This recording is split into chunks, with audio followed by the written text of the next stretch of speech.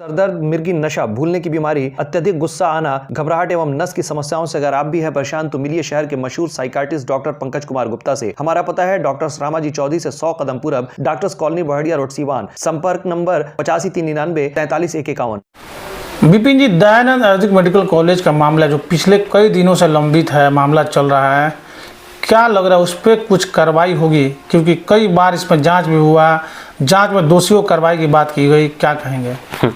ये हास्यास्पद बात आप पूछ रहे हैं जी। जिस देश की सत्ता, जिस देश के वजीर आजम, जिस देश के प्रधानमंत्री यदि शिक्षा पे ही टैक्स लगा दे 18%, तो वहां तो कुछ भी हो सकता है साहब जी। हर चीज संभव है। मुझे लगता है एजुकेशन में भ्रष्टाचार नहीं होना चाहिए। मैंने पूर्व में भी इस पे बोला था। दयानंद आयुर्वेदिक मेडिकल कॉलेज सिवान का शान है, वहां पे बच्चे आकर के पढ़ते हैं और उस पर भ्रष्टाचार का आरोप बिल्कुल लगा था। और अभी मैंने एक हाल ही में सुना कि शासी निकाय का जो गठन हुआ है वो बिल्कुल फर्जी है, बिल्कुल गलत तरीके से हुआ है। अब एक बात बताइए कि आप अपने हिसाब से सारा चीज तय कर लीजिएगा, अपने हिसाब से तय नहीं ना कर सकते हैं। एक और बात उसमें था कि 29 छात्रों का अब 51 हो गया है बगैर नीट का पेपर दिए हुए। जब तक आप नीट का पेपर नहीं दीजिएगा तो आपका एडमिशन नहीं होगा, और बगैर नीट का पेपर दिए हुए एडमिशन हो गया। अब बताइए कि इस प्रकार से फर्जीवाड़ा यहाँ पे चल रहा है, और उसमें फर्जीवाड़ा करने वाले सारे भाजपा के लोग हैं स्टार्टिंग से ही।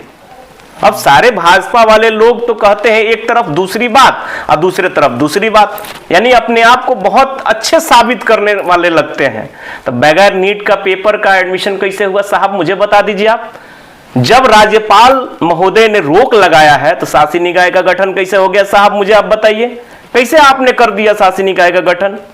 तो ये सारा सवाल जो है ये मेरा, ये बिल्कुल, अब क्या कहें इस चीज पे मैं क्या बोलूं? शासी निकाय का अध्यक्ष माचंदर सिंह ने कहा था कि पीपी त्रिपाठी के विरुद्ध कड़ी से कड़ी कार्रवाई होगी। क्या हुआ, क्या लग रहा है? पूरा बंदरबाट चल रहा है साहब, उसमें पूरा बंदरबाट चल रहा है और सारे भाजपा वाले लोग एक जगह बैठ करके बंदरबाट कर रहे हैं। और इसमें ऑलरेडी जांच भी हुआ था, आपको पहले भी, हमको लगता है 10 घंटा की 12 घंटा उसमें जांच चला, जांच का रिपोर्ट भी आया, उसके बाद भी क्या क्या चीजें उसमें हो रही है। कुछ पारिवारिक मामला भी चल रहा है। हाँ जी। अब बताइए कि जो ऑलरेडी उसमें प्राचार्य थे पीपी त्रिपाठी साहब, वो चाह रहे हैं कि अब मेरा बेटा हो जाए, उनकी पुत्र वधू जो हैं वो भी उसी में है, और सारे का हमको पता चला कि जो वो उनका सर्टिफिकेट है बिल्कुल फर्जी है। तो ये जांच में भी आया है, हर जगह आप लोग न्यूज वाले दिखाए भी थे। तो मुझे लगता है कि जो एजुकेशन वाली चीजें हैं वहां पे भ्रष्टाचार नहीं होना चाहिए, क्योंकि भगवान का रूप होता है एक डॉक्टर, और यदि वहां पे फर्जीवाड़ा हो, यदि धांधली हो, तो ये कहीं आगे चल करके ये सही नहीं है।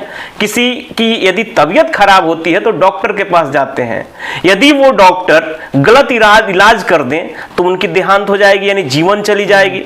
तो इसमें एक बेहतर से बेहतर काम होना चाहिए, ये मुझे ऐसा लगता है। अच्छा, ये भी कहा जाता है कि सुधांशु त्रिपाठी जो है, इंटर का उनका रिजल्ट बार बार दिखाया जाता है कुछ लोगों के द्वारा, और कहा जाता है कि वो बीएमएस की पढ़ाई जो है बिना बायो के नहीं कर सकते, और इंटर में बायो था नहीं।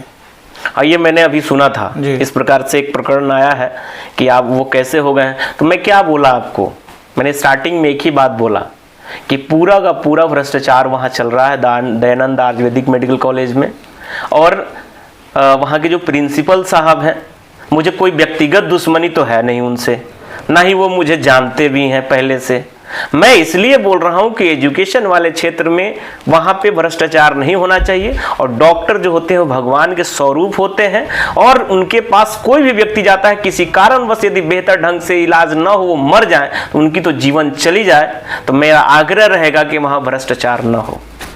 आपकी सरकार अगर आती है तो क्या आप लोग इस पे काम करेंगे? क्योंकि अभी तो आप ही लोग की सरकार थी, लेकिन आप लोग कुछ किए नहीं है। देखिए, सरकार आती है, मैं पूर्व में भी बोला था, हम लोग सरकार में भी थे, तब भी हम बोले थे उस पे, और आने वाले समय में जहां पे भी जाने की जरूरत पड़ेगी हम लोग जाएंगे। और एक आदमी थोड़ी साथ में है, भाजपा वाले लोग भी बोले हैं।